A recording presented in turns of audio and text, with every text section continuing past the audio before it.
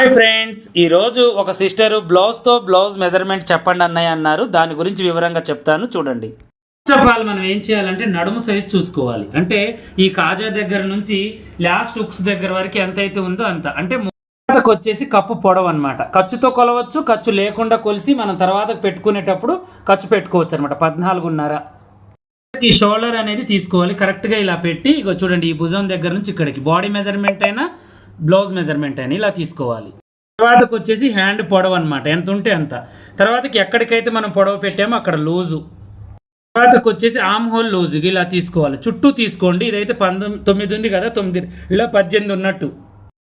Back neck deep ఎంత ఉంటే అంత ఇలా క్రాస్ గా తీసుకోండి, స్ట్రైట్ గా కాకుండా, సరేనా.